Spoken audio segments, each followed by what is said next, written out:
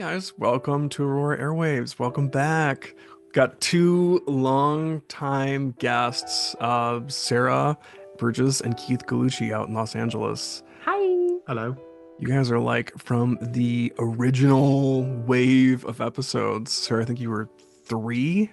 Oh my Episode gosh, three. wow. Keith, you might have been four or something like that.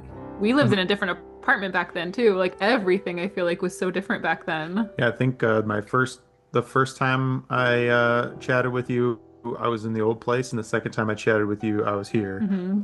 So I feel like a lot my of anchor for you, Keith, is like what the noises are in the background and how they're obstructing like some audio drama being recorded. Because there was like yeah, the helicopters for one, and the other one there was like the consistent construction. That was always. yeah. Then you had some noisy neighbors who had like a bowling alley above you. Oh gosh. Yeah, well, we have the ones above us now have a little teeny tiny dog, so So we hear cute. tippy tappies all the time. But there's a lot of kids that live here, so we get pool chatter a lot. A lot of We're people down right at the by the pool. pool. Like we literally can see the pool from our apartment. So, It's kind of fun though, because you hear like just children like playing and giggling and having a great time, and like it's actually really cute. yeah.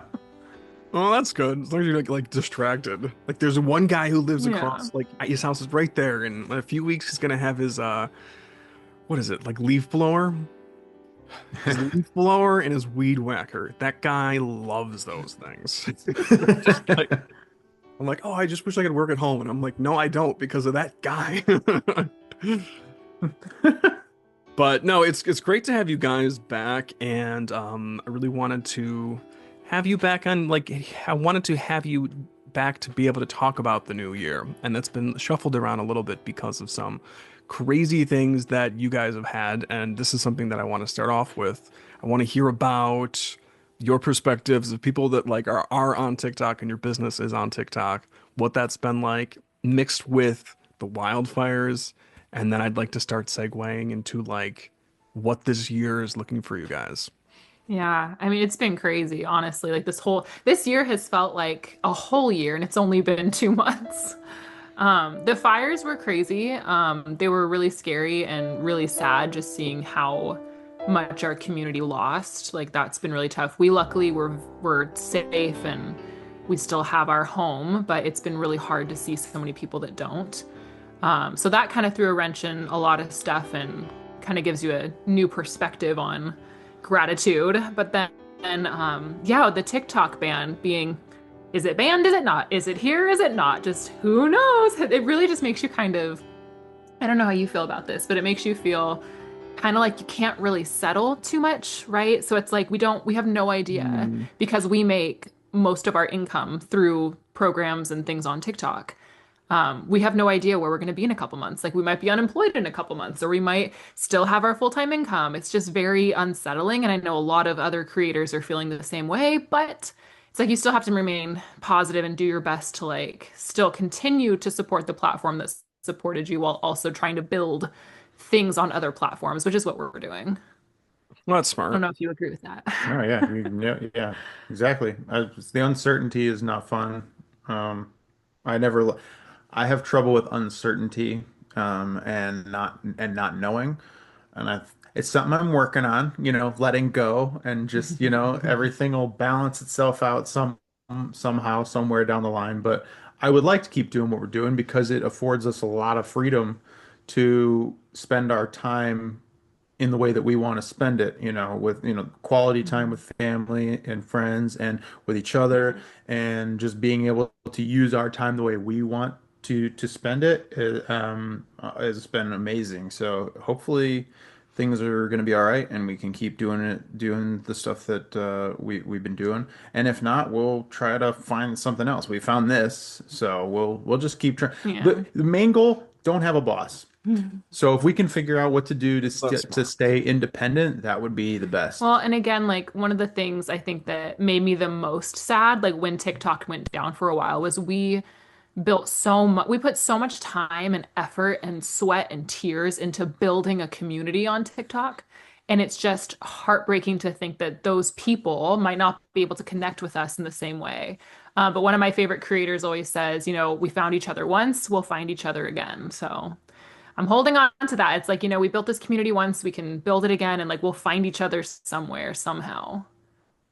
Well, it was also your first time really doing this kind of stuff, like talking about products and promoting yourselves again and again and again and again, while you were learning what TikTok was and Yeah. that whole thing. So I think now that if you had to like pivot and hop in other places, like you have done the reps, and I think you But understand you like would you be can do it. so surprised though, just how different TikTok is from every other platform. Like, and I think that's Oh what a lot yeah. of people say is they say like, oh, well, you did it on TikTok. Why not just do it on Instagram? I literally put the exact same videos on Instagram that I put on TikTok. I have 65,000 followers on TikTok.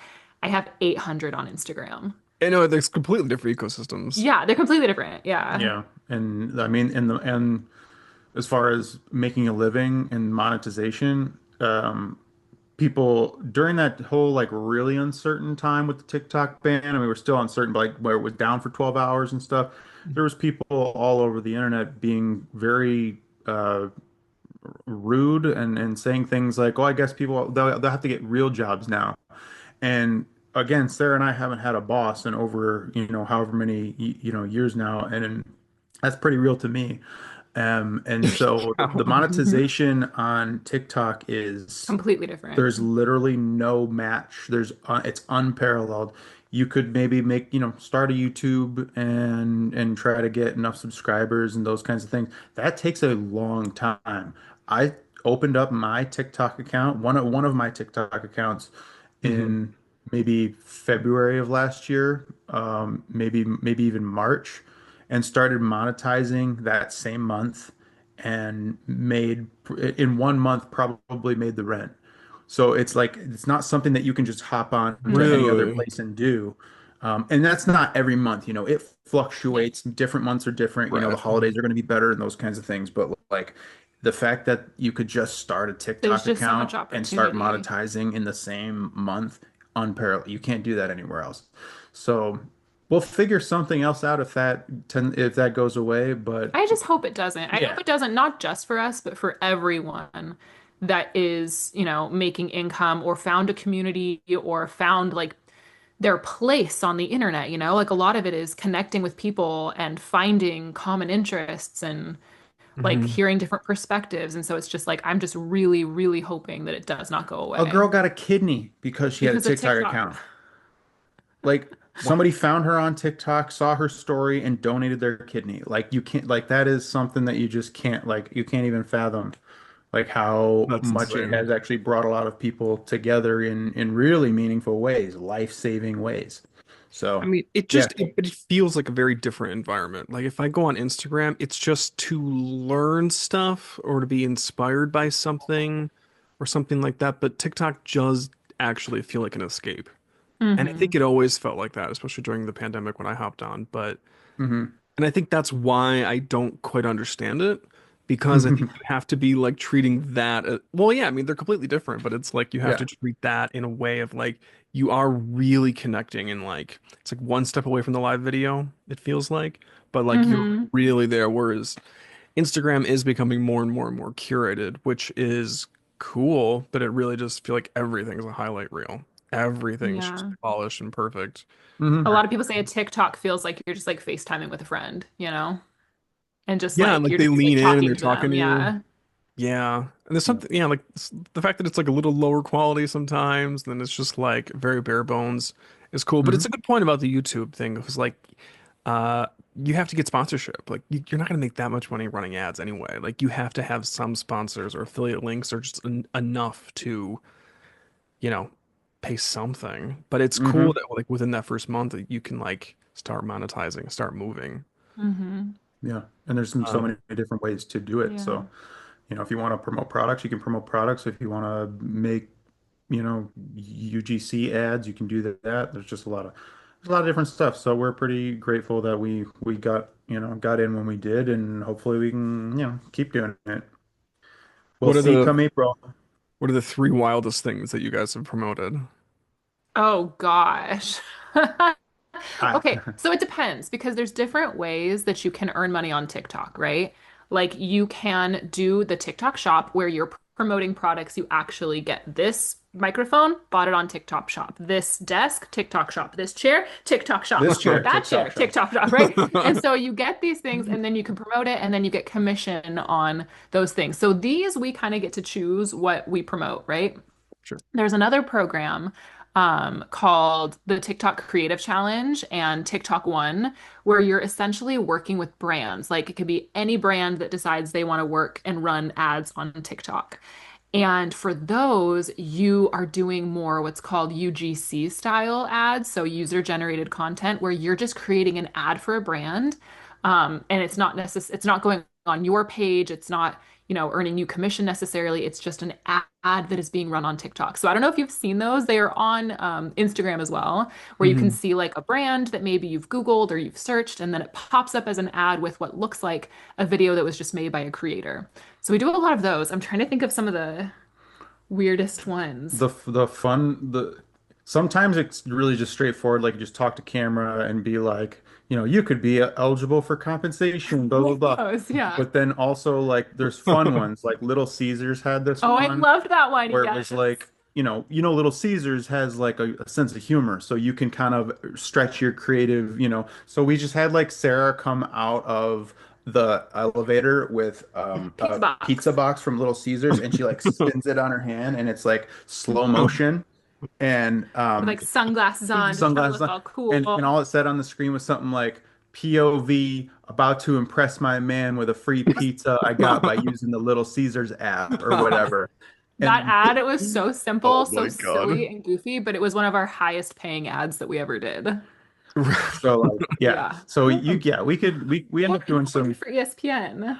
Oh yeah. There was one we did recently for ESPN, which is in a completely other program on TikTok, because there's just so many ways to monetize. But there was another one where we did like if working from home was an ESPN highlight reel.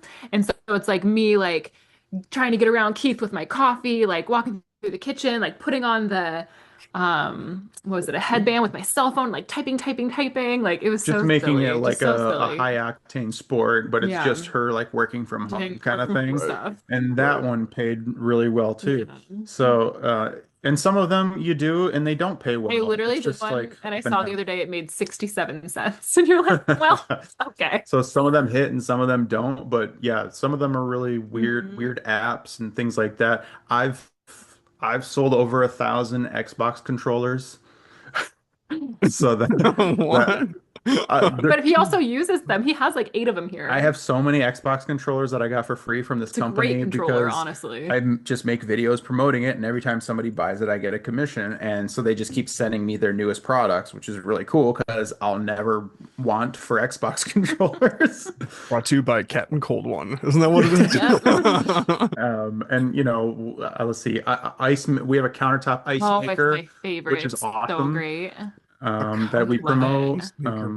We got Wow. our mattress off the Bougie. TikTok Our shop. our mattress, our Oh my. mattress topper. I've never bought anything off TikTok Shop. I Oh have a my lot of gosh, things saved in there, but I could look around this room right now, that mirror over there, that dresser over there, that Our dresser house over might there, as well be that just a projector. Like TikTok it, we shop. have so much And stuff on the TikTok shop. majority of it has come for free because you message the brand and say, I've made this mm, many sales. Mhm. Can I get a free sample to promote your thing? And certain brands will always say yes because they know that you sell their stuff or whatever, and you just get And then you stuff. make commission on top of that if other people buy it too. So it's like the stuff you love, you just keep promoting. There's some stuff I've gotten that I'm like, I'm not gonna promote this because I don't like it. Yeah. So, so if they ship it, you don't have to, and you don't want to do it. You don't. So if you get it, even if you get a free sample, there's a button that says, I have a problem with this product. I don't like it. And they're Oh, like, okay, don't worry about it. Just keep it. You don't have to worry about doing a video for it. So it's nice wow. because I think a lot of people, when they first started this like sample program, were getting things and they're like, I just don't really like it, but I have to do a video for it. So here you go, guys. And it's like the brands don't want that, right? Like if it's not for you, it's not for you. Yeah. So they've been growing, yeah. yeah, it's fun. It's fun because it's like for a while there, we haven't gotten a lot of free samples lately, just because there's nothing that we really need anymore, I'm and our so house is filling up. But for a while there, it was like Christmas. It was like everything. Like you just be like, "Oh, I'm getting a package today. What is this? Oh, it's a new dresser. So let's put this together." I've gifted so many things to like family and friends based off of what we've gotten on the TikTok shop. That's smart.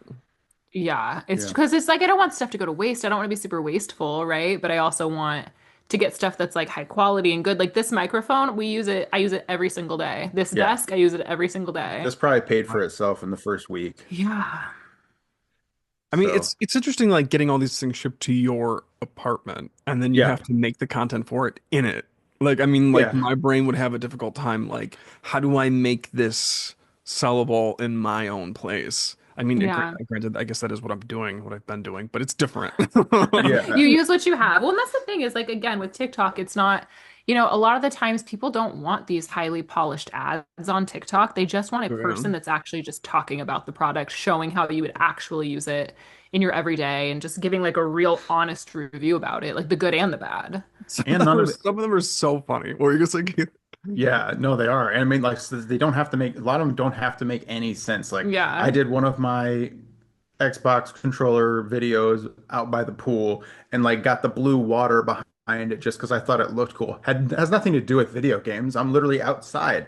But just like so, but an image could get somebody to stop scrolling. It can work, So it's just like it doesn't have to make sense. It could just be something, funny or dumb even. You never know what's going to take off. Well, it's super cool you're able to experiment and keep getting stuff out there, and I hope you guys get to continue to do that. Yeah. And I think you will. There's too much money on the line for them to just. Fingers crossed, Yeah. but Yeah. really, Really. like for our whole country, like there's a lot of money Yeah. on the line. And a lot of people don't realize, like It's like I heard millions and recently, millions of people. yeah, 24 it's billion to be $24 billion exact. dollars in our GDP. So With a B. with a B. And it's a lot of, who a lot of the people that are specifically doing TikTok shop, it's a lot of like stay-at-home moms, a lot of Hmm. military spouses, like people that want to be able to contribute to their family's income, but they don't necessarily have the means to go out and get a regular 9 to 5 because they're caretakers or whatever it may be. Right. So it really just gives people such an opportunity. You don't have to have a resume, you don't have to have gone to college. Like it just gives the everyday person an opportunity to actually like help their family. Yeah. That's something I was talking about with someone today, that it's like at a certain point you have a lot of experiences and you can do a lot of things, but then based on your situation, like it's like you might not be able to like get out into the world and share that and like convince people that you know what you're doing. But it's like TikTok is a cool environment of like, as long as you understand the infrastructure enough, you Mhm. can hop in and be as creative and ridiculous and intense as you want to be. Doesn't Yeah. You matter can like create the what you space you have. want to create. Yeah. The community and the space, you can create it. Yeah. And then you can use all that comes in to like fuel your own lifestyle, whatever that needs Hmm. to be. So, well, I hope it sticks around, and I also hope LA sticks around with all those wildfires and stuff. For everyone that like Yeah. doesn't like exactly know the timeline, like what did you guys first hear, and then when did you know you had to evacuate? Oh, I gosh. mean, it was one night was like, I don't remember the exact dates. but there was a night, it was like, was it in It was in January? It January, was like yeah. it was the 6th, 7th, or 8th, somewhere around there. It was like one night. It was like, so there's a fire that's going on. It's over here. It Near Pasadena. And we're like, well, we're not that close to Pasadena. Then Like, like I woke up in the morning to Sarah being like, I think we should go because when you look on the map, it was like the evacuation zone was on the border it was of where literally we are. 4 blocks away from us, where the evacuation zone was. And so my mom, the day before, I was telling her about these fires, and she is from Northern California, and they had some pretty horrible wildfires up there in recent years too. And so everyone was just telling me download this Watch Duty app because it's going to tell Oh. you when the fires get close. It's going to let you know you can see the evacuation zones. And I have to be honest, like when COVID came around, I'm just going to pull this back around to COVID. When COVID was here, I remember I was working at an apartment complex and a woman came Oh up yeah. to me and she was like, Sarah, I think this is going to be really bad. And I had gotten an email from like the head of our security of our big company who used to work for the CIA. And he said, oh, it's not going to be that bad, you guys. They're over exaggerating it. Everything will be fine. She was like, no, no, I think this is going to be bad. And I was like, I think we'll be fine. Little did I know it was going to change the world, right? And so I had that in the back of my head where I was like, I think we'll be fine. But then what if we aren't? What if this is my like ego again telling me like we're Yeah. going to be fine when really like maybe we should pay attention and like be a little more prepared. And so I woke up, I think it was like 4 a.m. or 5 a.m. or something. I think it was around 4. I woke up and I just looked at my phone and I saw that it was right there. And I was like, mm-mm, I'm not risking it. Like, we need to go. Better safe than sorry. So we got out of town for about a week, and then we came back, and we just decided, okay, we're gonna come back. We're gonna see How how the things smoke level are, is. what's the air like, and things like that. And we decided to stay and everything because they had started to contain it a little bit by then. Hmm. Um, and and we got here and we were, we wore masks for a bit just to be play it safe. And it still might be smart to do that when they start really like cleaning up and getting that dust and ash and Oh things back up in the yeah. air because a lot of these homes were built during a time when they were still using lead and asbestos and all these things. So a lot of toxins can It be all burnt up. Yeah. pushed up in It's the in this, air. it's in the air. So We got those so KN95s. Ugh. it's still not Yeah. over yet, and it's still, A it's lot to a lot do. of rebuilding and a lot of people have lost things that they will never get back, which is really, really sad. But it is also kind of inspiring to see everybody come together as well. Everybody has, differences and stuff, but and it's unfortunate that it takes catastrophe for people to come together. Like you would hope that it would just always be that. But it is nice to see people coming together and I'm a huge LA Kings fan. And so every time I watch a Kings game, that at least that first Kings road trip after the fires, every other NHL team that they were Mm. playing out of town would donate the proceeds from their 50-50 raffles, Oh, and that's they would cool. donate signed gear and Yeah. stuff like that to help us out, so it's like the entire organization coming together. I play video games, and I was on playing like Call of Duty once, and it popped up that there was like a cosmetic in game that you could buy that would benefit the LA wildfire. There's a lot of people, not even just here, but like in the whole country that stood up and helped. Yeah. So that was really cool to Well, and see. even people from my hometown, which again is like 8 hours north of here, I remember seeing on Facebook or something that someone was organizing donations to like bring down here all the way from up there. And it's like I also saw somewhere that it was not an exaggeration that everyone in LA knew someone that had lost everything in the fire. And I was saying that to Keith one day, and I was like, "Oh yeah, I know this person actually that I know. Her entire home completely burnt down. It's so sad." And I didn't think that he had known anyone that had lost everything. And then sure enough, that day he finds out he did know someone that lost everything. Like everyone here knows someone that lost everything in that fire, in both fires, like the Palisades and the Eaton fire. Yeah. Yeah. One of my acting coaches from the one of the acting schools out here, he lost his home. Hmm. There's a lot of people, I mean, tons and tons of folks. Yeah, it's crazy to actually like when they were putting the stats out to see just how big the area was in both places, but like the Palisades fire specifically, how much area compared to, the Great Chicago Fire or all these other things. It's just like Oh, huge, huge. I just think people don't realize how huge LA is. Like we are a spread out city. Like it's not like you're close to everything. Everything is physically very far away. well, And that was my so you experience with see, it. I was like, yeah. because that's exactly it. Like, we were thinking, like, oh my gosh, LA is on fire. Like, I need to check in with everybody. And then it was like, wait, but like, someone says, like, this place is burning down, but this place is fine. But this is, and it's like, wait a minute, is it actually burning down? But Like, do you know what's crazy is you would think like, well, I'm in the middle of the city, right? So there's things around me, like the fire's not going to get through that skyscraper, but so many people were affected by other smaller fires too. Like we have a friend that lived where we used to live, and he was close to like Griffith Park. Was it Griffith Park? No, it was Uh, Runyon Canyon, yeah. like near Runyon Canyon, which is just like a little hiking area over near like Hollywood. And you wouldn't think Hollywood would be set on fire, but you forget just like the topography of this whole place is so like diverse, and there's so many hills and mountains and valleys, and I just don't know. And not only just the fire, but yeah, again, the smoke. Like when we evacuated that morning, it was completely pitch black at like 6 a.m., I think is when we eventually got out, completely pitch black. And you're like, wow, oh my gosh, it's, still nighttime. And then we turned and looked in the opposite direction and we realized, oh, that's smoke because that's sky over there that we can actually see that's blue. This blackness is not the night sky, it's smoke, It like was pretty everywhere. It apocalyptic was it was looking. pretty scary. Yeah. I've never experienced anything like that. That's I never had insane. either. Yeah, It was it was pretty nuts. crazy to see. Just the yeah, like a, apocalyptic. And that's what a lot of people were saying, especially those who were even deeper into it.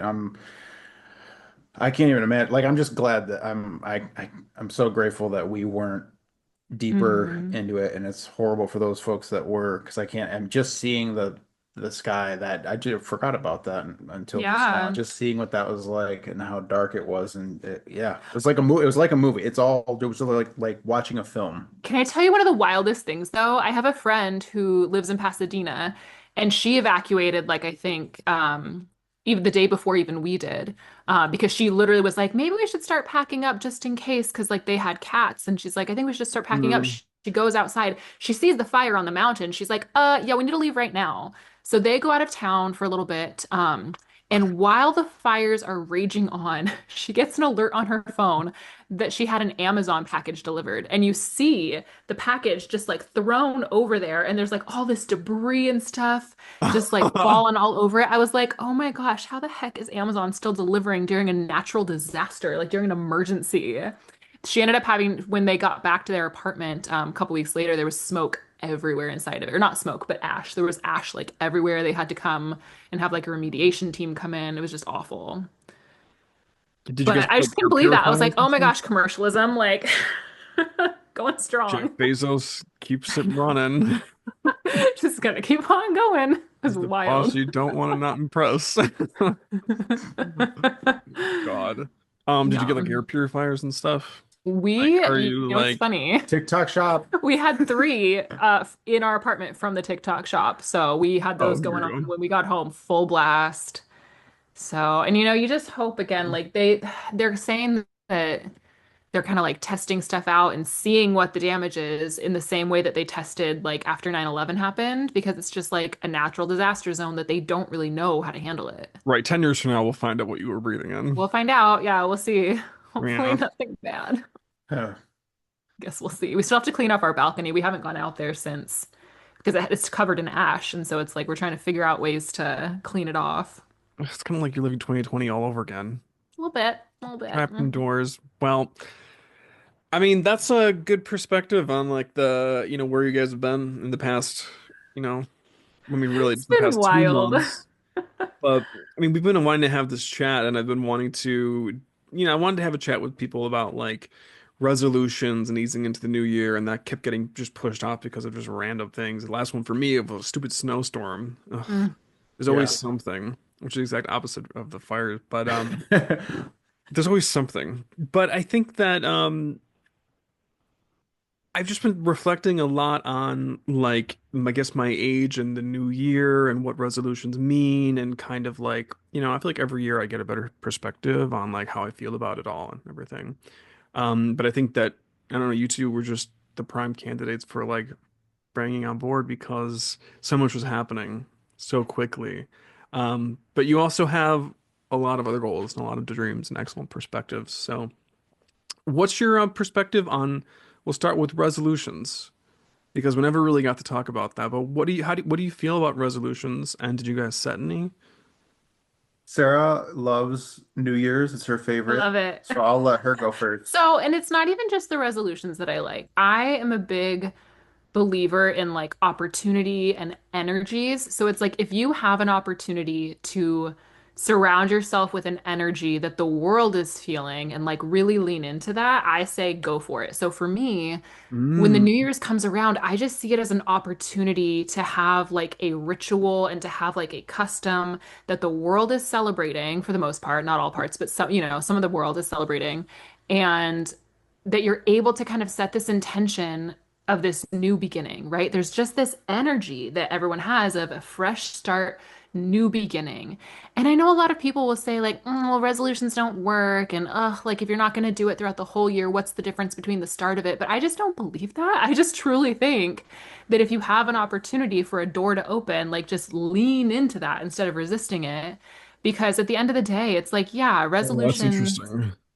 I just, it's like resolutions can be helpful to some people. They can be what feels like a cage to other people. So it really depends on your perspective of it. And like if you're using it as an opportunity to grow and to set intentions, versus like if you're using it as a measuring tape where if you don't, measure up to this, then you failed. Like I don't believe in failed resolutions. I don't think it's a thing. Like I think it's something that you constantly have to commit to, and it's something that if you know how to set your intentions and like if you can set goals for yourself that aren't restrictive but instead are very freeing, like that's I love them. I love them so much. Well, okay, so I Keith, think how do that you feel about them? yeah, well, Keith, go for it. Before I say what I was gonna say. Um, I this year I did a little something different because I don't. I feel it too. I feel the, like the new beginning energy, and I get it a little more now, having been with Sarah and how much she loves New Year's. So I get excited for like, I get energized and activated as like, what am I gonna do this year to make this year? I thought about it more about I want to be better off at the end of this year than I am starting the year.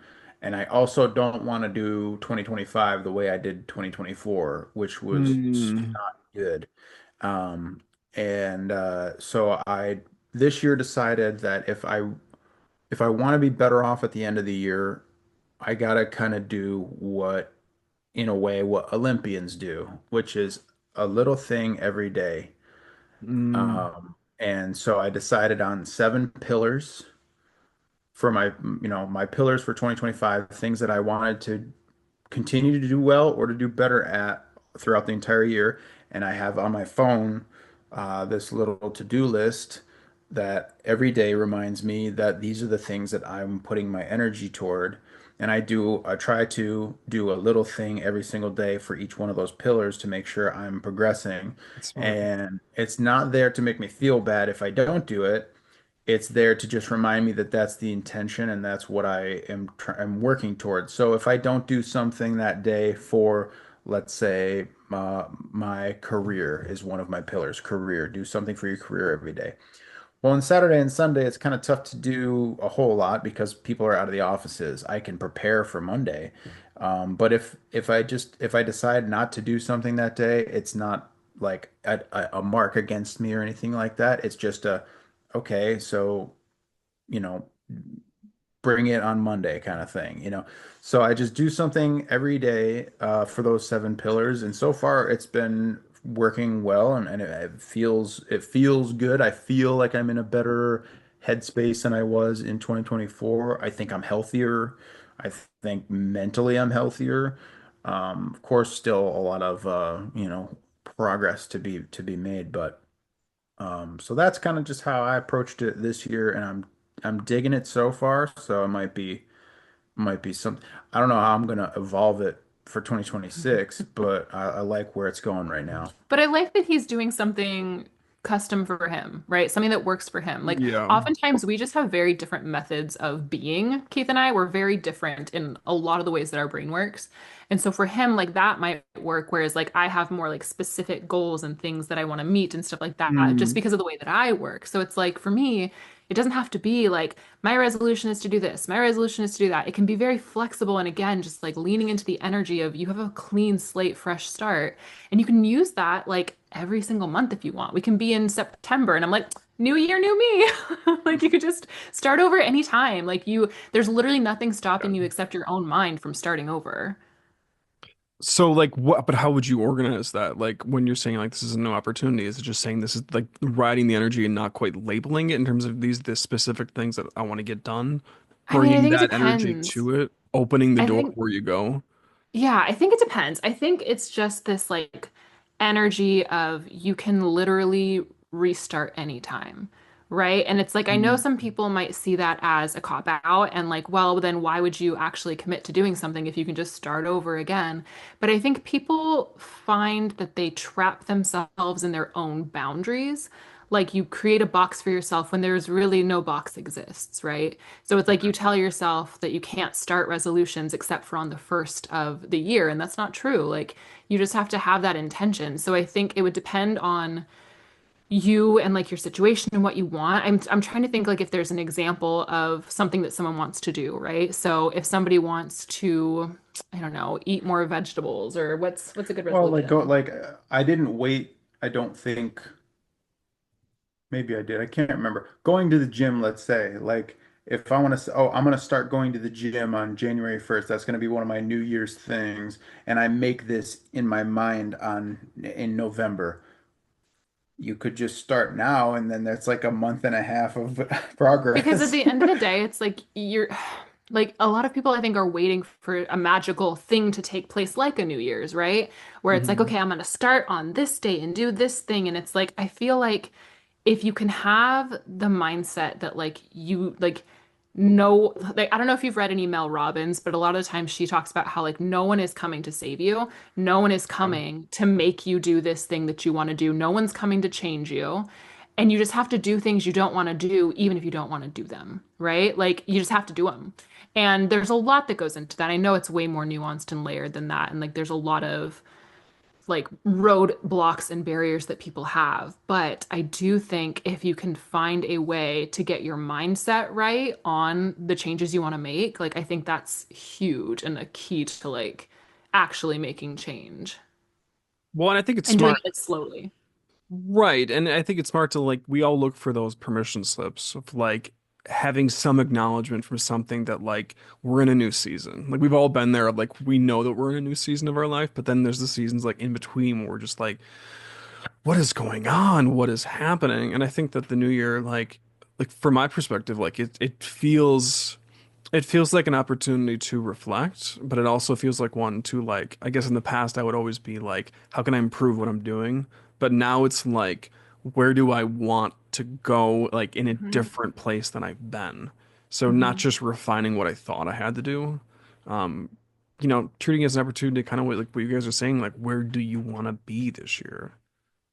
And I Um, think so many people, though, feel like if they mess up once or they mess up twice and they don't do that thing that they said they were going to do, then it's like mhm.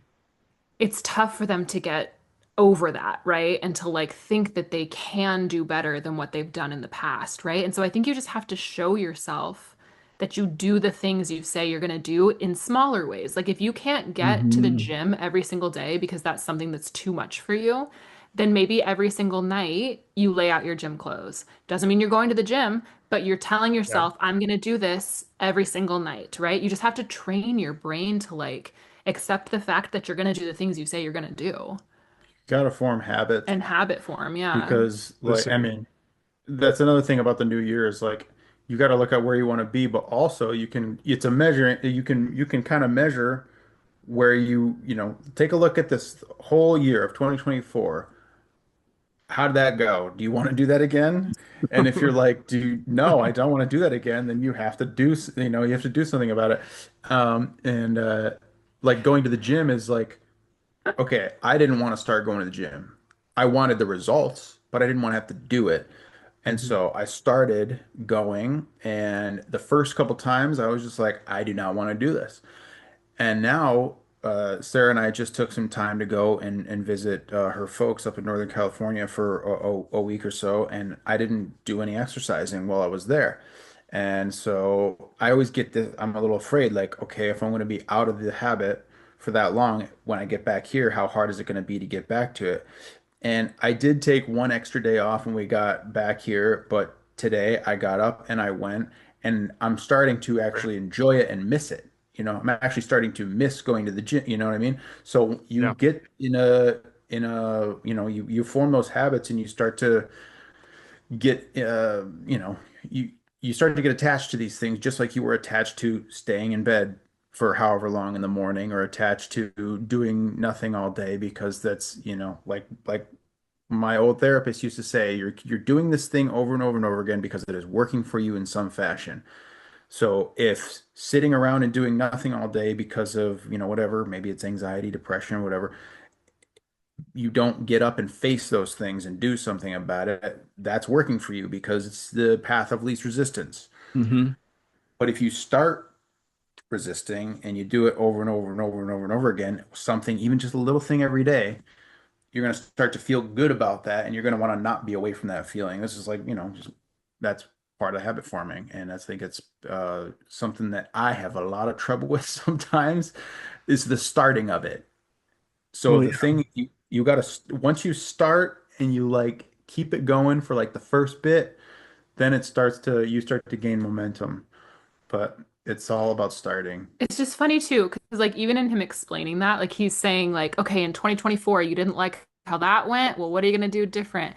Even like that framework of it is so different than the way I think of it, which is like, okay, what did I like about 2024? What do I want more of? It's just so funny Oh, how we're just okay. like we're so different in that way. But hey, that's working for him, Well, I guess I'll still, I'll think of those things too. Like I'll look at back at 2024 and be like, "Hey, we got engaged. That was awesome. Let's like celebrate that and let's go back to the place that we got engaged as many times as we can this year because it was fun and let's do hmm that, Like what do I want more of? Yeah, I'll think of those things too, but I tend to start off with problem solving. Like what's the stuff I hated and don't want to do again? Such as, like, what's your perspective on something you want to get rid of or something you Oh, want to elevate with? depression. Okay. we're Well, getting the rid of gym will depression. help with that. I'm abolishing depression. Uh, yeah, Would you? just the amount of time that I spent depressed in Mm. 2024, um, because of my own, it's a mess of my own making because of my mind and I'm not going to blame all on myself because I know there's things that happen in the physical body and the mind and things that can poison, how you feel every day. And so many amazing things happen. And I would even try that. You try to like, what am I grateful for? There's so many things that I can be grateful for. There's so many things that are amazing about, and I did that. I did that a lot. I am living a beautiful life. I have amazing family, friends, loved ones, and I get to do really cool, fun things. And I'm engaged to the love of my life. And I'm all these kinds of things but sometimes depression is so strong at pulling you down into that hole that it's hard to fight sometimes. And I spent I think a lot of 2024 in that hole and trying to dig myself out. And it really, some days feels like scratching at the wall of that hole is like, your fingernails are bleeding and it's like you can't seem to find a way out. And I don't want to feel that way anymore. And I think I'm on a good track for that in the new year. Nice. And I think the seven pillars are helping. And Yeah, one of the pillars about that, or maybe they all directly or indirectly related to combating it's it. all encompassing. So like, because I want everything about my whole being in life and thing to be progressing. So it's all it goes from career to money to personal relationships to uh just well-being in general. It's everything, and it's a good reminder every day to you.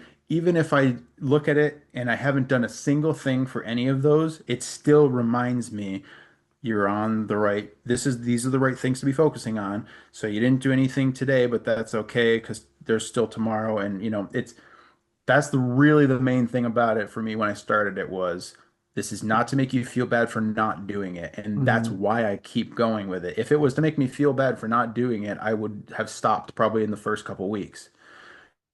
But it's a positive thing and it's working really well for me, I think. I mean, I think it's incredible for you to articulate 7 points that energetically feel good, and then combine that holistic, like that complete energy is something that does feel good to saturate yourself in. Like that is incredible. I mean, like you can't move forward like or like higher into like a higher vibration if you don't have the vision for that, right? And if you Mm. can't articulate your vision, there's no way you're just going to magically get there. So Yeah. I think One that is fantastic to know what works, and then you're finding new ways of like what will get you there and like what you thought might get you there, but then like doesn't quite work. One, correct me if I'm wrong, but like your Laboratory. pillars are flexible, right? Like it's not like you've said, I'm gonna do this every single day. It's more like I'm gonna find a way to serve this pillar every single, or Well, do you have it is it pretty Ooh, strict? I well, like that. it's no, it's that like so say Service. one of the pillars is career, right? Mhm. So I want to be doing something for my career every day. I don't always do it, but things could be like I checked actors access to see if there was any roles that fit me. I could do just that little tiny thing, and that's what I did for my career today. It doesn't have to be a big thing. I think some people think about like I was in an acting class once out here, and the coach was like, "How long does everybody think you need to spend on your acting career every day?" And people were shouting out answers like 8 hours because it was like full-time job, or like two, 2 hours, 1 hour, whatever. He goes, 15 minutes. You spend 15 minutes every day focusing on your career, you're going to be just fine. And and that's not to say that like, you know, I've talked to successful actors who've been on TV shows and things like that, and they say you have to treat it like a full-time job. That can vary between people. That's different. It doesn't mean that you have to sit down for 8 hours and read or whatever. It's Right. different. You have to survive and you have to make money to pay the bills and those kinds of things. But so if I do one thing for my career, if it's checking actors access, or if it's I just went and got new headshots done, um, Very nice even if it's ones. what's that? Very nice ones. We talked before you posted them, One but I more time? No, believe I'm just kidding. They're really nice. you look fantastic. You're beautiful. But so like that was a big so that day was a big day for for the career. That was a big career thing. Whereas like okay, I email my agent telling her that I got these send her the link of the headshots. That could be the one thing that I did that day for my career. So it's That's not great. like I have to do one of the same See, I things. like that. It could be anything for that pillar that supports that thing. I like that a lot. Um and and then like one of them is creativity. So if I sat down and just came up with a story idea, or if I evolved a story idea that I had before, or and well-being could be I spent some time with a friend I haven't seen in a while, or I spent time online playing video games with my brother. That's good for my well-being. Something that is just like this is good for my, or I haven't done a whole lot of meditation, but if I sat for 1 minute in silence and focused on the things that I want in my life, that's good for my well-being.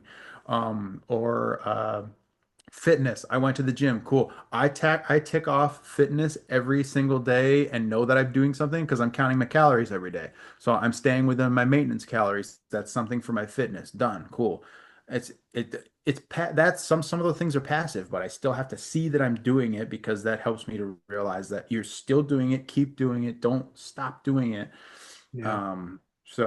Yeah. And Anyway. I again, what I like love this. about that is you don't have to have seven pillars. Like you don't have to start with these bigger goals. Like you could literally start with one pillar. What's the one area of your life that you want to grow in and that you want to improve on or that you want to just find joy in and start really small. Like really, Hmm. really small. I think a lot of people fail their resolutions because and again, I don't believe in failing them, but I think that they perceive that they have failed them because they set these huge goals for themselves and they don't know how to get from point A to point Z, you know? That's what kind of what I was saying about the like Right. Olympians, and that's the reason that Olympians become Olympians is because they are willing to do the monotonous thing every single day to get better. Or the reason Steph Curry can shoot a free throw and look the other way after he's left his hands because he knows it's going in is because he shoots like 1,000 of them every day. The little things, Mhm. repetition every single day. That is what, they always say this, you taught it when you're a kid. Practice makes perfect. So if you think that if you're going to wake up in the morning and write for you, Jordan, like let's say you're like, okay, I haven't done any outlining, I haven't done any work on, I'm going to write 6 chapters today. You I've like lived that life. you're setting yourself up to Hmm. fall on that. But if So it's that I'm going to sit at my computer for 5 minutes and if I write something cool and if I don't, fine, but I'm going to sit here for 5 minutes, Yeah. then you can do, that's something you could do, you would think. But again, like relative. No, but I think that that's exactly it. Like it's saying that you don't have to go and accomplish the big thing just because you haven't done it yet. I think that's, if that's what you're resolving to fix about yourself, it's never going to work. And deep down it's not going to work because it hasn't worked. And maybe you don't want it but if you can carve out those 5 minutes and say like, I don't know, I liked what you said like a second ago, like Sarah, of like being of service to it. And like Keith, like the whole time of you talking about the pillars, I'm like, this seems like less of a thing of like, then I have to step into it if I'm worth like to prove my worth versus I'm gonna water this, I'm gonna nurture this, I'm gonna let each of these things grow. And like, there's only so much you can water something every day. You know, Yeah. like you can't like just over fertilize something and like Mhm. expect something to grow. Um, so I think that like that's a really cool perspective of just like as long as you're consistent and you know what works for you and you step into it and chip away, that act, it's like the act of experiencing showing up is more important than like having to have that follow through and just like Mhm. excel every single time. Because yeah, like I I said, I've think done that so many times of like I haven't written like for me, I haven't written since Monday. I got some great outlining done actually, and it was great. And I've been wanting to get back into this week, but there's been a lot of stuff happening throughout the week, and I have not had that energy to. I think in the past I would But have. what if you instead, like, instead of looking back to what you didn't do, like you looked forward and you were like, great, tomorrow's a new opportunity. Like, I'm gonna start tomorrow. And you're like, shoot, I didn't do it today. Okay, you know what? Tomorrow's Hmm. a Sunday. Sunday's a great day to start. Let's start over on a Sunday. You just have to find like these little anchors and things, like instead of punishing yourself for what you didn't do. Tomorrow's Saturday. Because we're all doing, okay, well, either way, we're all doing the best that we Feels like can. a Tuesday.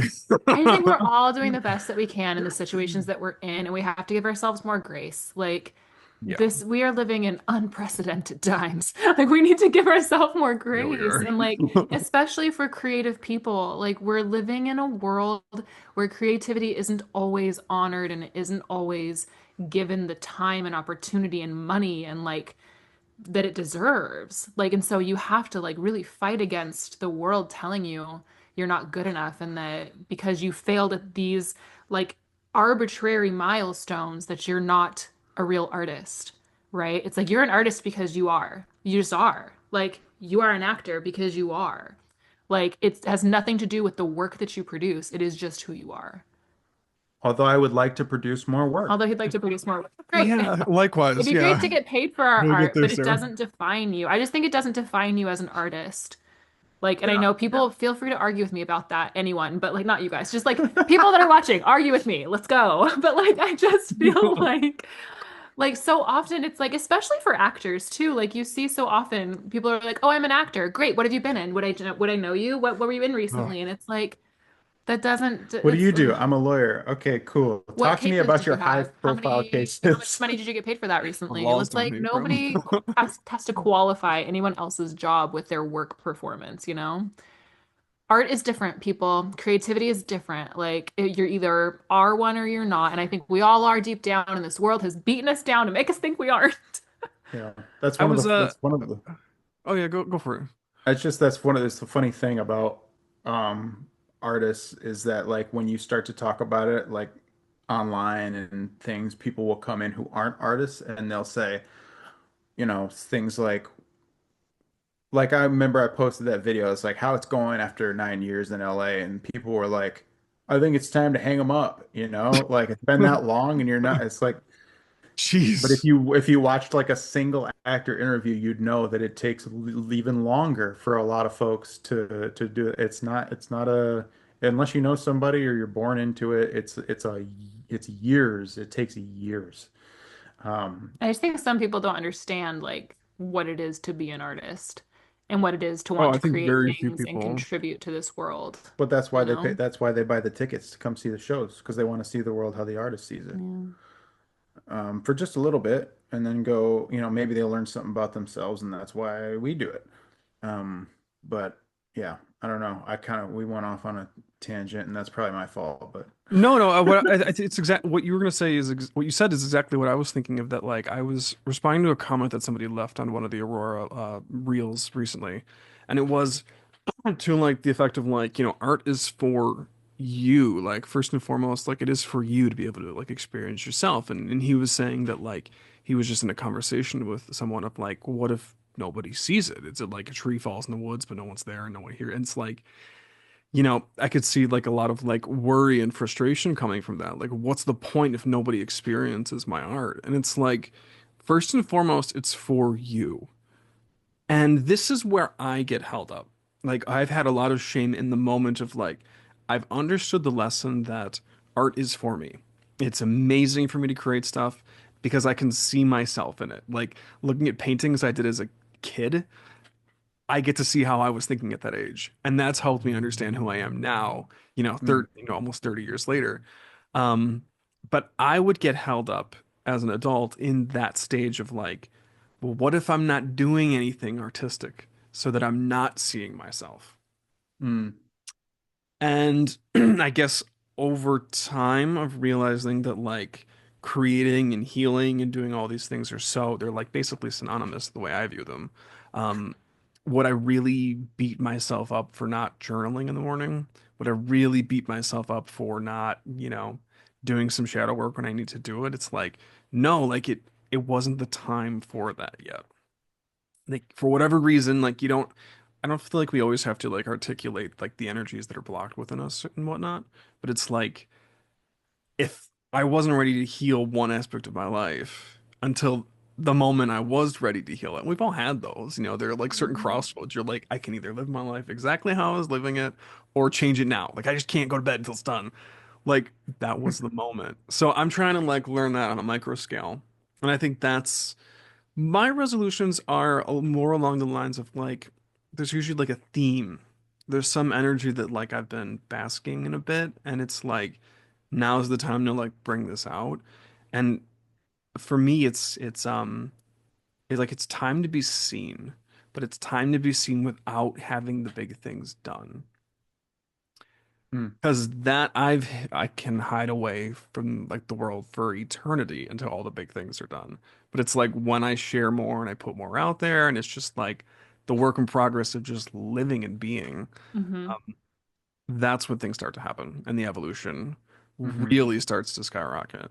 I agree with you 100% because I feel like so often it's like people that want to be a quote unquote successful author, actor, singer, whatever it is, it's like they feel like they can't share it until it's perfect or done or at this specific level, but it's like the amount of people I've seen like find success with their art just by putting it out there when it's like you wouldn't Yeah. think that like it's not the best art in the world, but it's theirs, right? And it's like it's done. And I think done is better than perfect a lot of the times. And it's like I think Yeah. sometimes it's like you don't know how your art is going to affect another person until you put it out there for them to consume. Yeah, and like take a risk. Like finish the thing, whatever it may be, whether it's a, script or whatever, finish it and where it is something that you enjoy, like you say, art is for you. You're like you can look at it, step away from it, and go, you know what? I did that. I finished it, and it feels good because I like it, and it makes me happy when I read it or when I watch it or whatever it is. And then like take the risk of sharing it. I mean, I thinking right now of a friend of a friend wrote a script, feature-length screenplay and took a risk and sent it via, it was called Twitter at the time, uh, sent it via Twitter to one of the Duplass brothers and said, I bet you won't read this. And he did. And he said, I did. I want to make it. And about a couple year or two later, that film won South by Southwest. See, but that's what So, I'm talking about. Like the thing that he already had. It's like yes. enough of this, like, let's make more stuff and put like that can be happening, but it's like what do you have right now? What can you put out and how far can you take that? And like Hmm. I know through my own life, like there's been the little, you know, works or the films or the audio dramas like that I've gotten out there have had so many ripples.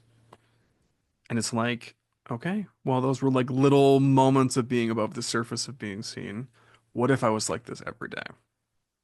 I just think you never know like what's gonna catch fire, right? Like you just never know what might affect somebody and what might just take off. Like I see that all the time with like our TikTok videos and things that we do. It's like some of Yeah. the things that I think are gonna be so good and like get hundreds of thousands of views, get barely any. And then one that I just put together from an authentic place, I just put it out there, and sure enough, it's like whoop, just skyrockets. You just never know. Like, so I think that you as a creator just have to like focus on the creation and the connection and like the message you want to put out there, and then like trust that the universe is going to get it where it's supposed to be. Like I think a lot of the times we want to Mhm. control where things go and we want to control our art and we want to make sure that it's catered for this audience and it, telling them this story, but it's like really like you just have to, I think, let go of that illusion of control and just let it be. I think that's a big part of the process, right?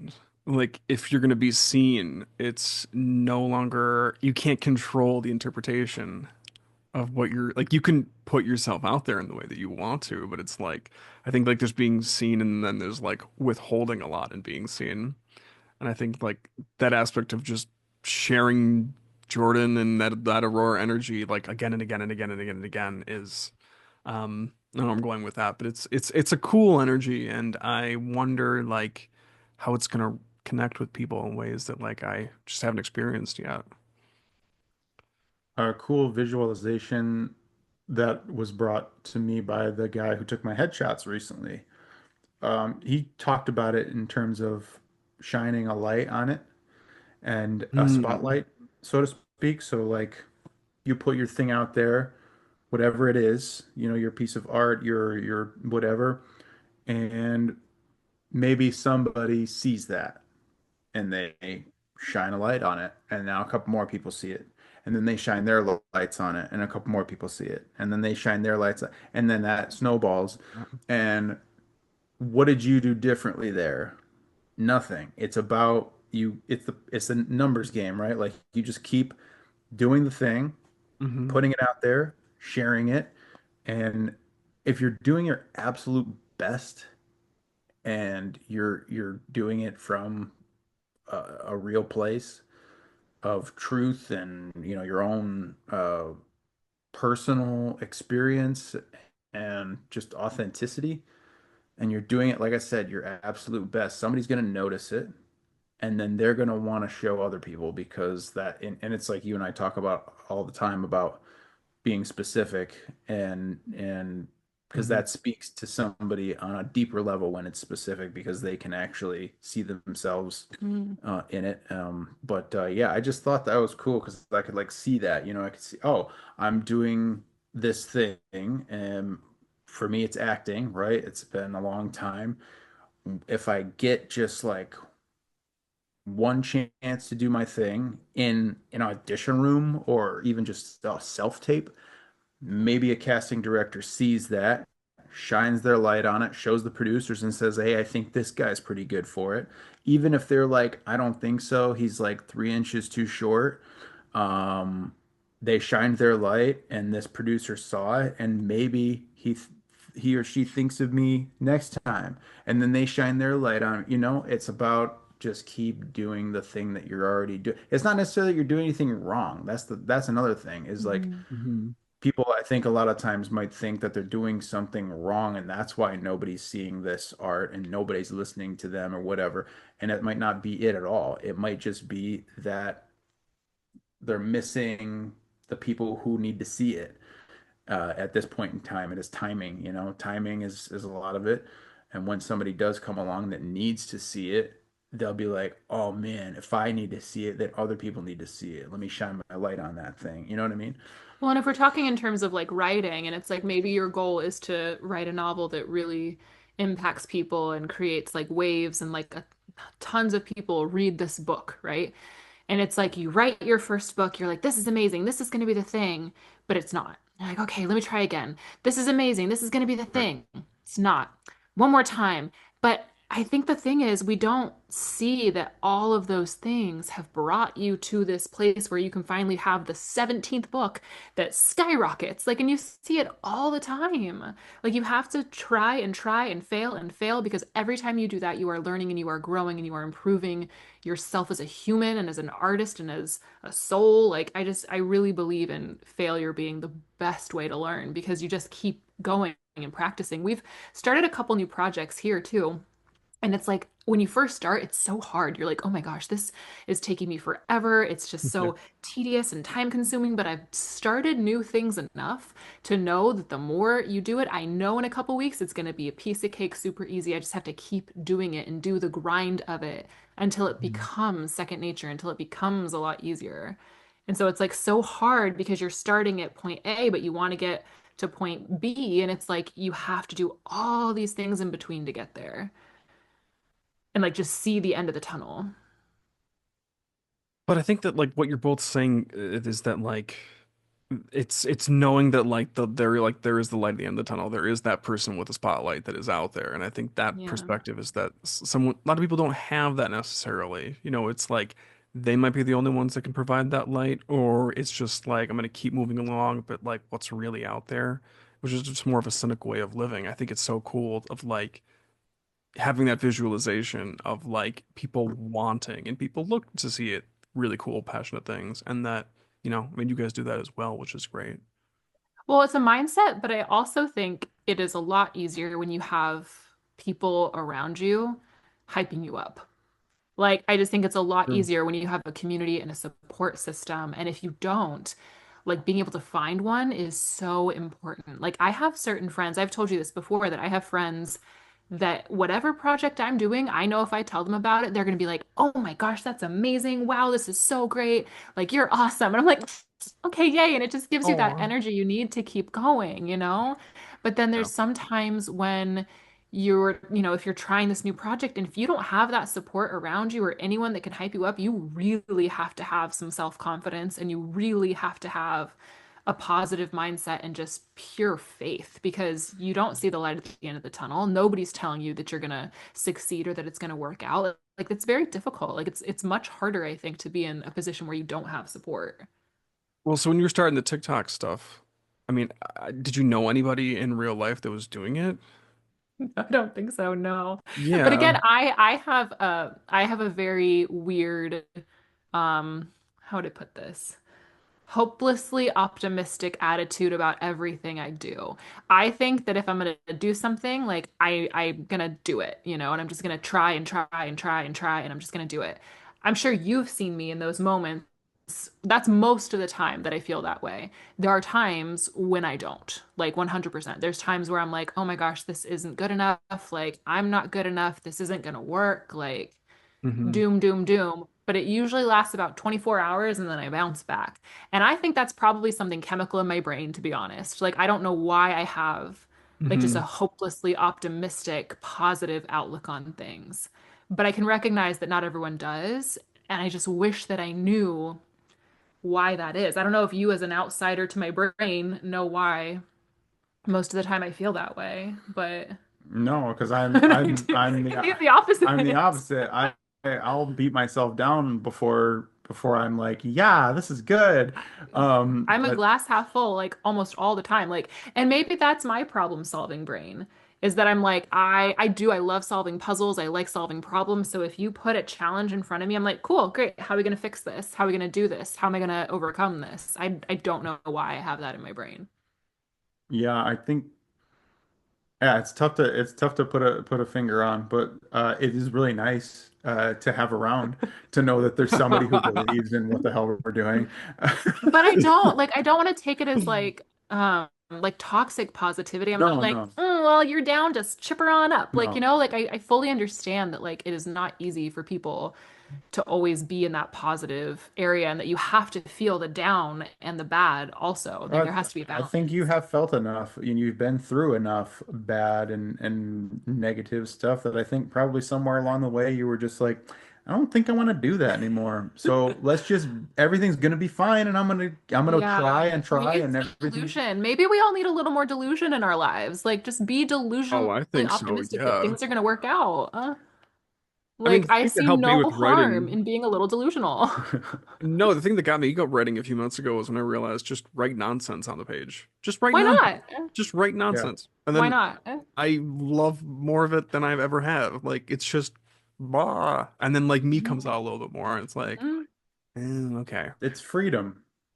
It's When you're totally freedom. when you're just like it's letting loose of all the care and the fear yeah. and the expectation and you and I were talking about how you have a really new and interesting way of writing, and it's like if you can find a way to free yourself not just mentally and emotionally but also physically, then a lot of you never it's endlessly possible. Like anything can happen in that environment that you create for yourself, and I think that's one of the hardest things for an artist to learn is how to relax and be Hmm. free to just let the genius flow through them and see what happens.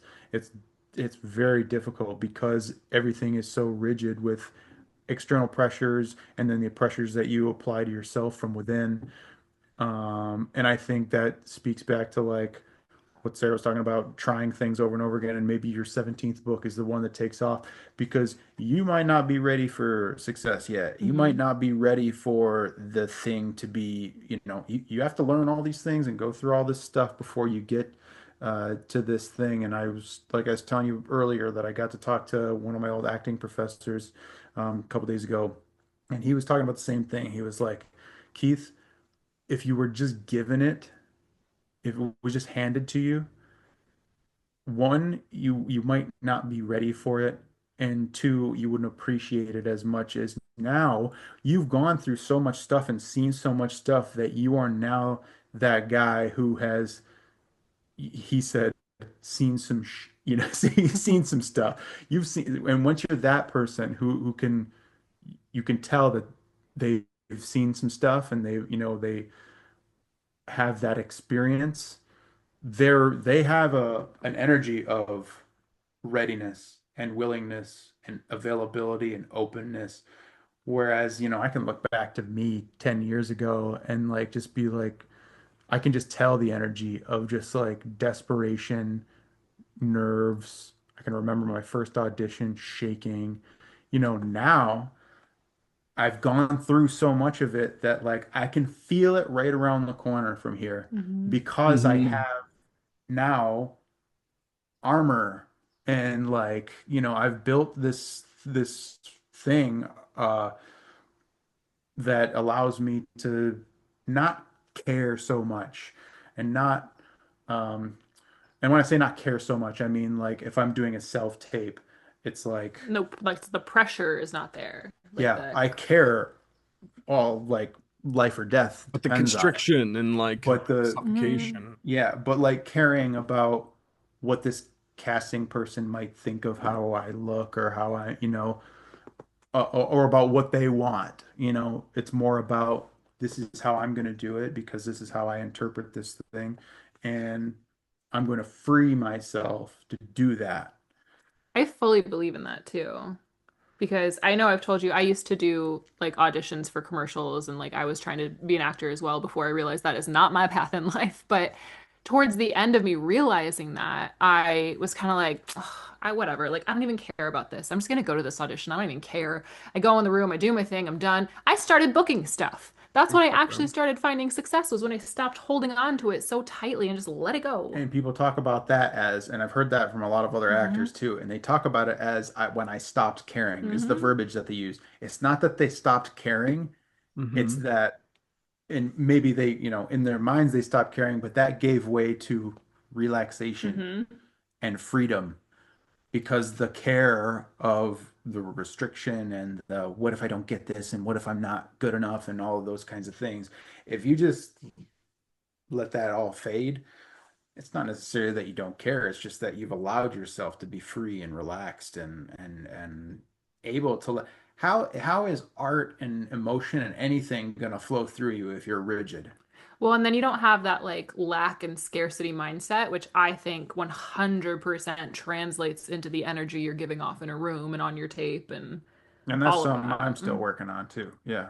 It's hard. It's hard. Like having the yeah, I think that challenges a lot of actors and a lot of people in general, just thinking you're not good enough, thinking, oh my gosh, if I don't get this one thing, if I don't book it, everything's doomed. And like, it's just an energy you put out there, as opposed to like, I'm just so grateful. I think that's the opposite of it, is just being grateful and having Mhm. this gratitude and finding like, I'm just happy to be here, and find new ways to ground yourself in the moment.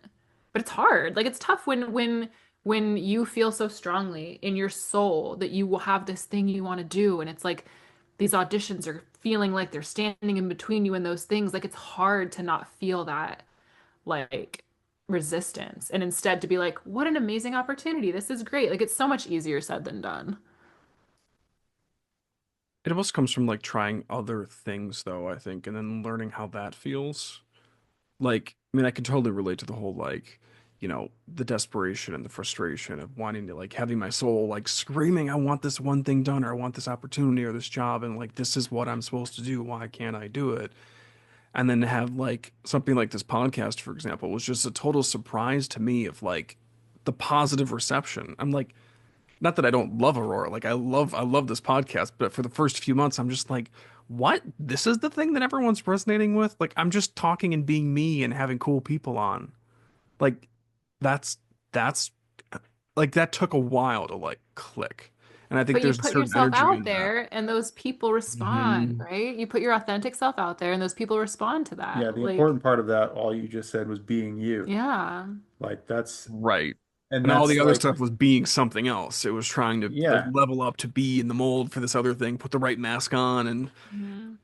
then you're just yeah, holding on to all these other things, and it's just like, let it Like go, you're enough exactly as you are. And that's such talk. a hard concept, I think, for people. Like it's, Hmm. exactly as you are. Like if you're enough. You are the miracle, you you, know? and you can feel that, you can feel the difference too. Like if you're just being Jordan, you can feel that because that's the easiest thing in the world to do. If you're alone, it's the easiest thing in the world to do. It's just to be you, Maybe. right? There's nobody around.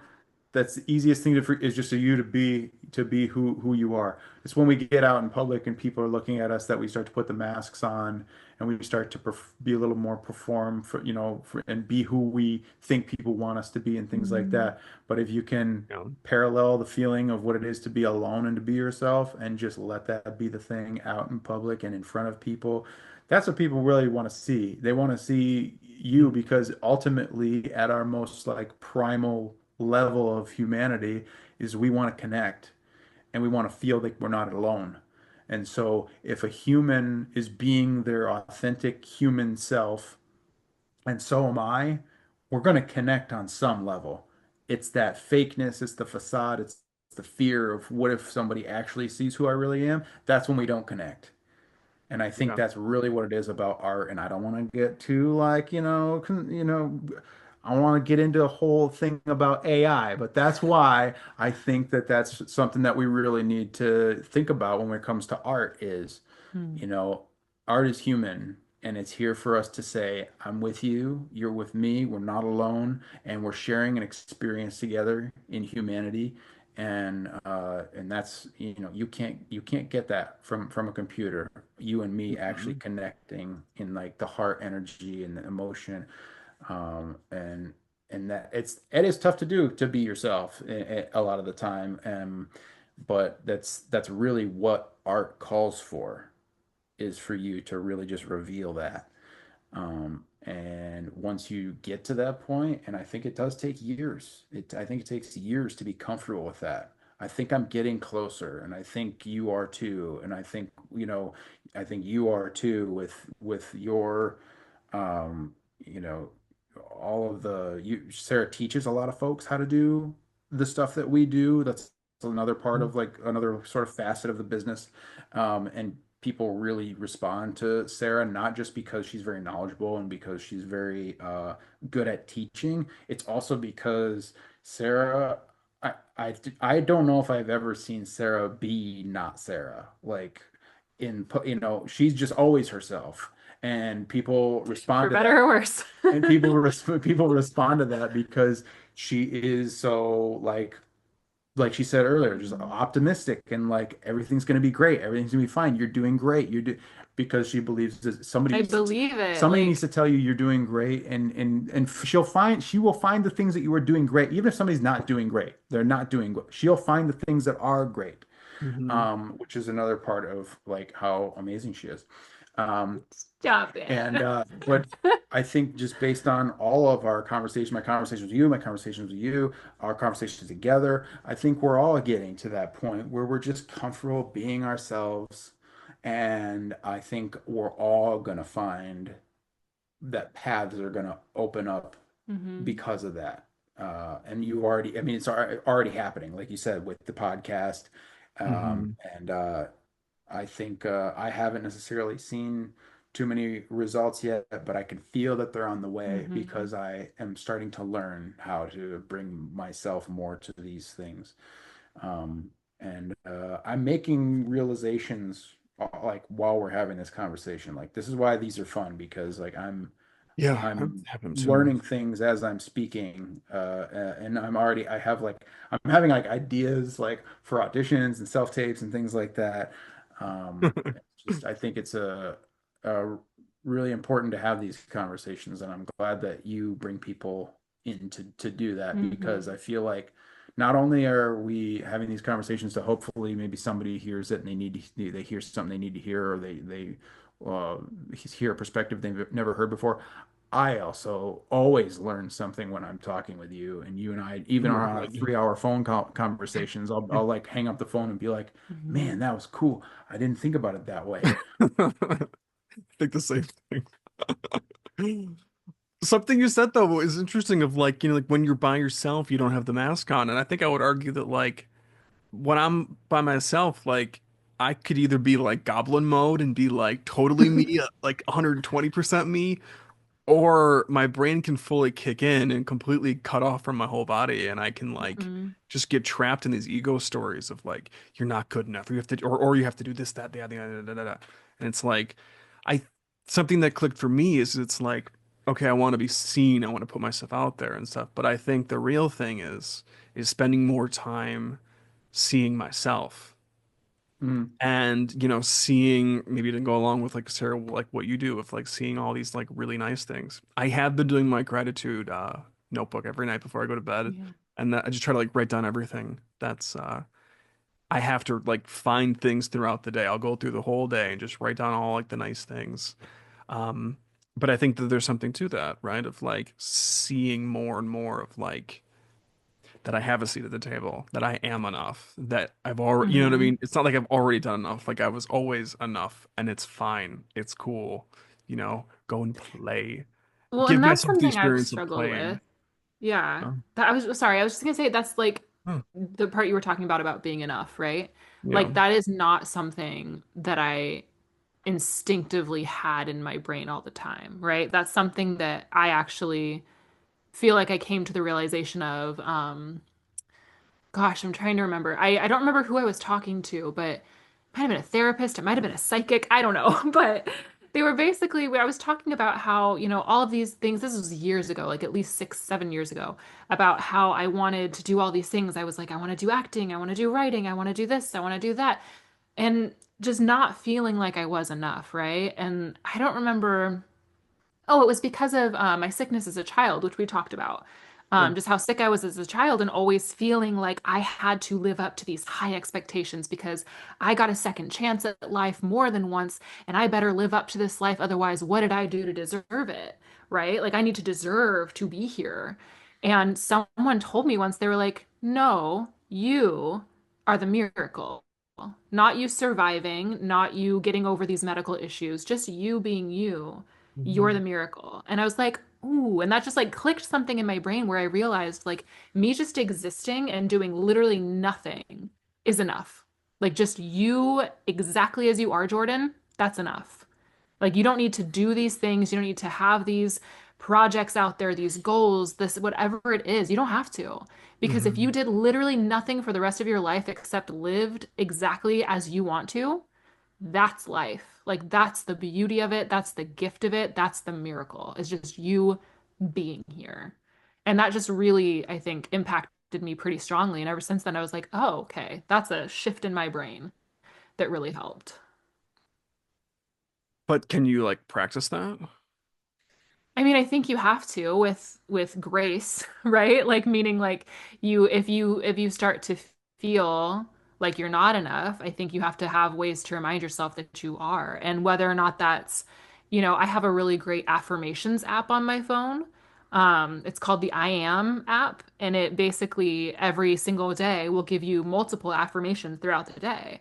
And so if you don't believe something, it doesn't matter if you don't believe it. If you say it to yourself enough for like I think it's 30 days, your brain will rewire and start to believe it. Your body will start to believe it. So whether or not you believe you are enough or not, if you Hmm. continue to tell yourself that over and over and over again and just sit with that, I think even slowly it'll move the needle to you feeling like that. Because I totally understand that like most people don't feel like they're enough. it's rare for people to feel like they're enough. It's not the default setting, you know. We're given these challenges in life and made to feel like we are not enough and we have to achieve and we have to create and we have to do these things. But I just don't believe that anymore. And I find myself too, like struggling with that sometimes. Like it's not a perfect thing. Like nothing's going to be perfect. But I do think if you can shift your perspective from not being good enough and all the things you have to do and just sit with it, even if you don't believe it, like you can record a voice note on your phone that says, you know, I am enough, I am loved, I am worthy. I am the things that you want to be, even if you don't feel like it, the things you want to feel about yourself. Record a voice note, listen to it every morning, listen to it every night. Like it's going to rewire your brain, whether you want it to or not. I mean, But my affirmation of I attract abundance effortlessly yeah, into my life. That one did, saying that every day as I drove to work for a while, that did make a shift. I yeah. didn't go and like just freaking out. I it did help make the drive a lot easier, and well, Hmm. I don't know, like I could see that there were possibilities versus obstacles. Something that's helped me a lot lately too was from a book I recently read.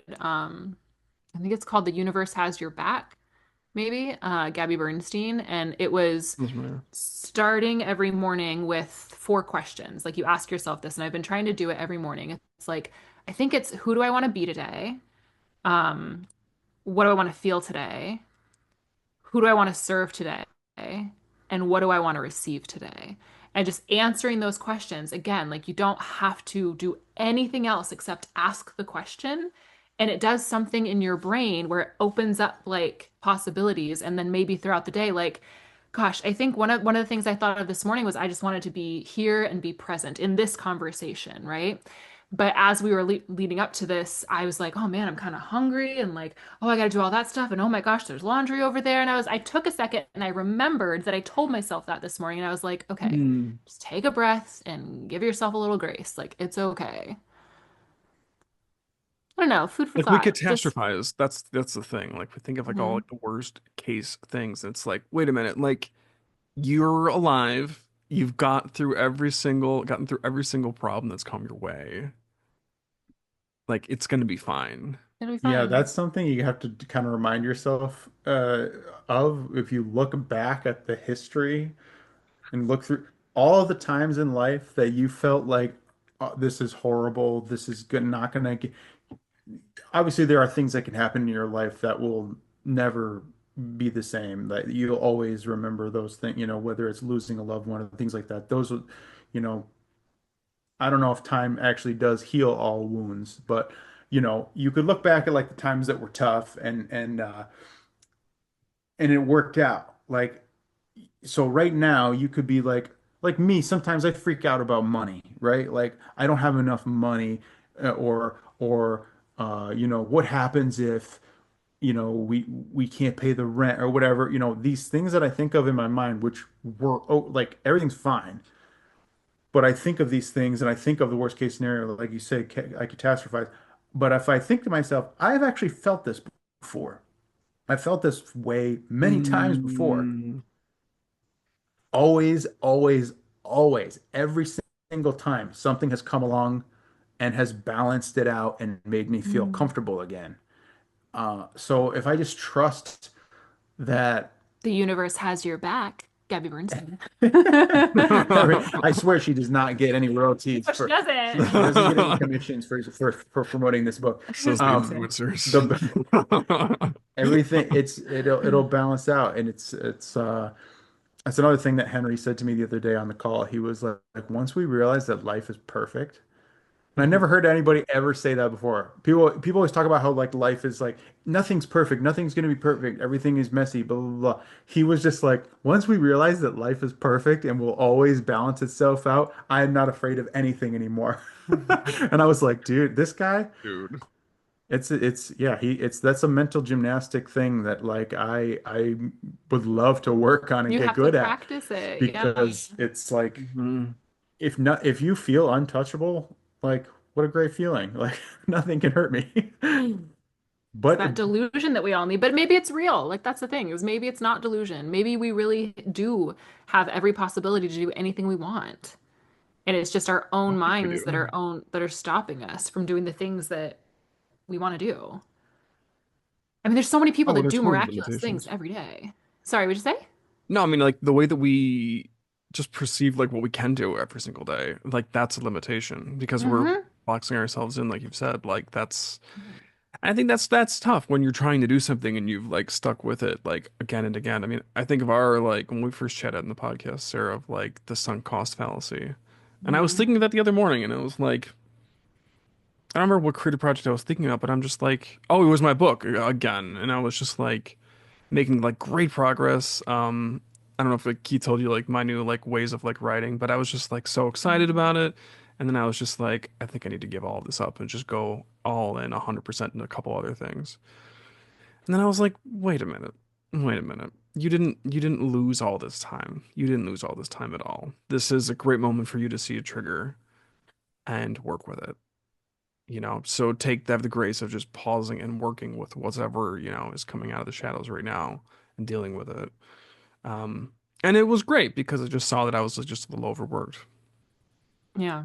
Mhm. you know? Well, and that's But the so, idea of yeah. like it's all worthless and it's all wasted time and it's all gonna just like, if I believed in that, how could I believe in anything else? It's like, Mhm. no, no, no. Now we're just like going crazy here. Like, And again, I think we all have moments like that. Like I even the other day, we've talked about, how I used to do acting, gave that up, and being home this last week, it's like I feel sometimes such guilt for that because like my parents encouraged me so much as a kid. Like my mom would drive me to acting school. They put so much money into it. And then, even my college education, I'm not really using it, am I? Like I was an English major. What am I using that for? All the money that we spent on student loans and this. And you get in these moments where you're like, oh, it wasn't worth it. Like I shouldn't have done it. It was why did all I do huge all of waste of this? time. Why did I do that? And then I think back and I'm like, wait a minute. Like even just now having this conversation, I'm like, wait a minute. If I hadn't done all of the acting stuff that I'd done before, maybe I wouldn't feel comfortable on camera right now to help these people how I'm helping them. If I hadn't gone to college and gotten like the English degree that I got, maybe I wouldn't analyze things the same way that I do right now. If I hadn't gotten the job in insurance that I had in college, like maybe I wouldn't know how to write a professional email. Like maybe I wouldn't be able to work with these brands that we're working with. Like I just think it's just a disservice to our own ability to grow and learn and retain things and just like our path in life to say that things aren't worth it if we give them up because we are never giving them up. They taught us something, even if that Mhm. something was, I don't want to do this anymore. Like we just can't say that we know why we do the things that we do. We can't see the impact, kind of like what you were saying earlier. It's like you just never know like why you are getting something or aren't getting something or what it served you. Like and everything serves That's like us in some way. But that's like the ultimate like riding the wave of life of like I'm excited, I'm going, I see the flow this way, and it's like even if what you like how you viewed like the project, whatever to completion or like getting down the river to a certain point, but like you're just not feeling it anymore. Like knowing that you could jump or you can pivot and go a different path for a while, And that like and maybe is you learn how to fine. ride certain waves on that journey that is going to help you on this next journey ride those waves. Like you just don't know. You just don't know until you put yourself out there. Well, I guess it's these are good perspectives on like the resolution and stuff, and I think that if anything, it's like I think it's nice to see opportunities for yourself that there are like things that you can do that you haven't done, and there are energies that you can want to hold on to and just get to enjoy that you might not be at yet, but you can take those steps to get there. And I guess it's sort of making me think of like we have so few like ceremonies and rites of passage for a lot of the things that we do, especially for creatives, because like it's a lot of like doing your own thing and like trying to find community, but at the end of the day, like just trying to get your project done. Um, it seems to me that like the ritualistic aspect of having a resolution and then reflecting on it is pretty unique because we don't really have a lot of those in our culture. And I think Yeah, we and I need think like having that. opportunities to set intentions too, right? Like just having That's why I say though, like it doesn't have to be New Year's. It could be the start of a new week, the start of a new month. Like we have those more often. than we realize, I think. Or, it could be, I don't know, there's a full moon tonight, so I'm going to set my intentions. Like it could literally be whatever works for you. And that's There's no rules. There's no rules. Like just whatever brings you energy. and I think that might be the biggest takeaway of just like if it actually genuinely brings you energy, like going in that direction and riding it and just feeling, you know, unconsciously like knowing where it's gonna, you don't know where it's gonna take you, but like you have this feeling that like it's going to be someplace. Hmm. So, Follow that energy. Yeah. well, so what's next for you guys? Obviously, you're gonna wait until the TikTok thing. You're gonna Yeah, we'll see what what's happens going with on with that. that? What else is with us? I'm not sure. We're trying to find ways to balance, I think, the work that we're doing with creativity. Um, Yeah, we started doing this thing now where every Tuesday we'll go to a cafe, this Capital One cafe down the street, and it's a bank but also a cafe, and you get half price coffee if you use a Capital One card. So we get really good coffee for not a lot of money, and we'll bring our Very laptops there nice. and we'll sit there for the first half of the day working on sometimes work stuff that we would normally work on here, but other times just like creative stuff, like getting out of the house and getting a different energy and getting a different mhm. perspective and Hmm. working on something different. Just making So yourself uncomfortable, I think, and like putting yourself in a new environment can help so much breaking out of bad habits. So it's oh, like sometimes when we're here, because we work from home, it's so easy to get stuck in these patterns of like, well, I'm going to do the laundry now, I'm going to do the dishes instead of sitting down and doing this creative thing that I've wanted to do. And so if you just take yourself out of that and like physically put yourself somewhere else, go on a hike, go do these things. So yeah, we've been doing that and that's been really nice and just like refreshes your brain a little bit. yeah, and just working on all the projects and trying to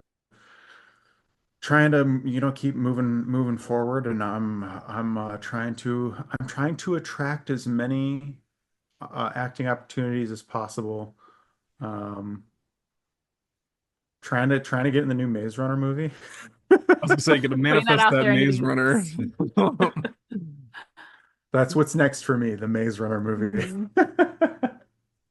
I think the book is waiting for me at the library. I have to check. I did The first request one? it. Yeah, I don't, I Oh, don't, I good. don't know the story at all. I did watch the trailer and I was like, okay, wait, this is actually I cool. It's can't fun. I It's can't fun. wait for you to read it and then also watch the movie once you're done reading the book, and then we can have a chat. You Um, guys should have a We will. post Maze Runner, yeah, yeah, chat. we'll have a Ooh, talk. that would be great. Yeah. You've read it, Sarah? I have, yeah, read it and seen the movie multiple We times. actually we listen it's back during like just after COVID when we Mhm. started doing Uber Eats and DoorDash and making money that way. We listened to the book as we were driving. Oh, So yeah, like yeah, that's how we read it. And then I actually just ordered a 5 book set. Could you imagine me ordering books? yeah. Um, Wow, first time for everything. yeah. So I'll get those and I'll start actually reading a book for once, which is crazy. But Just take it slow. You just take Do it it while you're slow. yeah, like lifting and like doing that little sprints. yeah, yeah. Read a few lines and oh yes, They're I'm motivated now. really small chapters, so it's Yeah. right up my alley. There's like 50 some chapters in the book because it's so short. Those chapters are so short. I like it like that. But so that's a good way. Yeah, I'm excited for you to read that. But yeah, yeah, that's it. Really, just like surviving, doing the stuff that we're doing, and then working on the bigger stuff. Like you said, you put out the small stuff, put that the small project output, but then keep chugging away at the big projects. Yeah. What about yourself? What was the question? What am I doing? What What's am up What's next up? for you? Yeah. Um, I think it's working on Aurora. I mean, obviously working on my book and moving that forward, but I think it's understanding where Aurora is growing. And I think it's less for a while it was becoming this thing of like how do professional artists do their practice their craft and take care of themselves? And that was the initial thesis, but through this whole thing, it's changed. I find that I'm more interested in like it doesn't really matter how creative someone is or what like what they're creating, if they're being a professional artist or if they just like what they're doing as like a nice hobby. It's a really cool energy to see when people are just tapped into something. So it's the podcast is becoming like on the Instagram thing, it's now like a haven for the heart. And I Hmm. want to change, let the podcast grow into a thing of like people are doing awesome things. That's really cool, and that's a good catalyst to get the conversation going. And I am very interested in what people do that are passionate about it, but I think it's, how is the heart connected to all this stuff? And, I think that's at the core of Aurora Energy, and that's at the core of all of this. It's like letting your true, authentic self out. I think I'm coming to this realization of like, oh, like that's what I'm very interested in. So it's how do I grow the branding of the whole thing? So I think that's going to happen through a lot of more personal essays, bringing that back while filming myself and bringing back the meditations, bringing back the audio dramas, bringing back, I love it. Nice. all these things to sort of start crafting it into this thing that I think it can really be. Like Yeah. That's I want awesome. to I want to start having episodes that are called little Aurora episodes. So they're like when you're ready to like nurture your inner child, it's like Hmm. that little Aurora within you. How do you talk to that light and interact with it? Um, so it's kind of what I'm like. That's the next season for me, I think. I love that. Nice. Yeah. So we'll see how that goes. But we'll definitely have you guys back for, the whole progression of how everything grows and what it becomes, and I'm sure we'll have tons of reflections and things to talk about because you guys are great examples of like letting yourself out, letting your light out.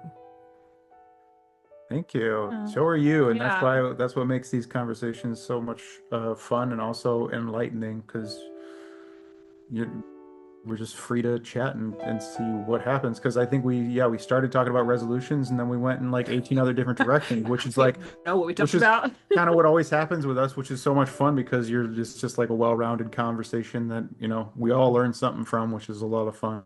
I We love all it. grew together. It's the journey. Yeah, Yeah. we laughed, we cried, it became a part of us. Right in here. Well, another one's in the books.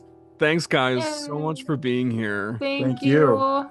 you. Everybody, I'll post the links to where you can find these two at and all their stuff. But yeah, enjoy everything that's going to come in the next few months and evacuate if you need to. Yes, always. Always.